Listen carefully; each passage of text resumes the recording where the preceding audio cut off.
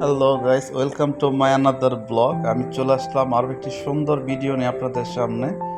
তো এখন আমি চলে আসছি বঙ্গবন্ধু সাফারি পার্ক, যেটা পূর্বের নাম ছিল, এখন বর্তমান সেটার নাম পরিবর্তন হয়ে এটার নাম দেওয়া হয়েছে গাজীপুর সাফারি পার্ক।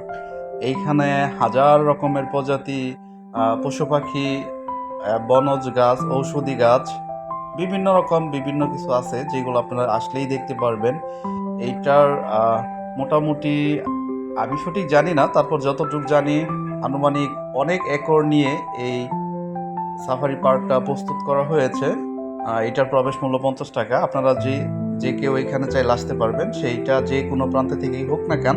আপনাদেরকে গাজীপুর বাগের বাজার নামক একটা জায়গা আছে, সেইখানে আসতে হবে। আসলেই দেখতে পারবেন বঙ্গবন্ধু সাফারি পার্কের একটা সাইনবোর্ড আছে, ওইখান থেকে 20 টাকা করে জনপ্রতি অটো ভাড়া নিয়ে আপনারা চলে যেতে পারবেন সাফারি পার্কের গেটের সামনে। তো ওই গেটের সামনে থেকে আপনারা আবার 50 টাকা করে টিকিট জনপ্রতি কেটে ভিতরে প্রবেশ করতে পারবেন।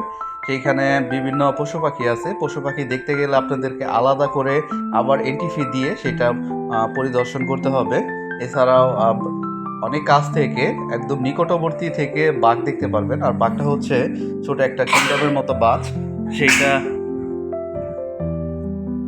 তো বাসে করে আপনারা রাইড করতে পারবেন, একদম কাছে থেকে বাঘ দেখতে পারবেন। তো যাই হোক, অনেক কথা বললাম। এখন আপনারা দেখতে পারতেছেন হরিণ, অনেক সুন্দর আকর্ষণীয় ভিউ লুকে দেখা যাচ্ছে।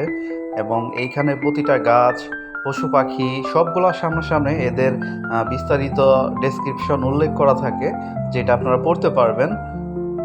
কুমির, বাঘ, সাপ, হরিণ অনেক আছে, অনেক প্রজাতি। এইখানে আসলেই সারাদিন যদি আপনারা ঘুরেন, তারপরও মনে হবে না যে এটার পুরাটা ঘুরে সম্পূর্ণ শেষ করতে পারবেন।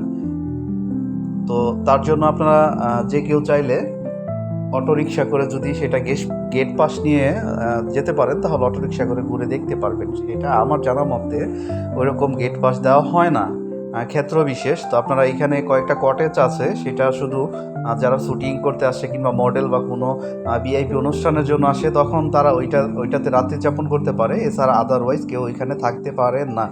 আর এইখানে ভিতরে একটা রেস্টুরেন্ট আছে, ঢুকেই হাতের ডান পাশে, সেইখানে আপনারা যে কেউ চাইলে খাবার ইচ্ছা মতো খেতে পারবেন টাকা দিয়ে।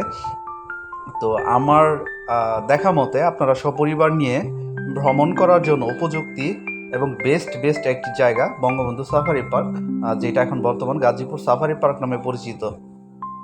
একটা সময় আমরা ঢাকার মিরপুরে জাতীয় উদ্যান, চিড়িয়াখানা দেখতে যাইতাম। তো সেইটা এখন আর ঢাকার এই জ্যামের মধ্যে বসে থেকে চিড়িয়াখানা দেখার প্রয়োজন নেই। আপনারা চাইলে যে কেউ বঙ্গবন্ধু সাফারি পার্কে চলে আসতে পারেন খুব সহজেই।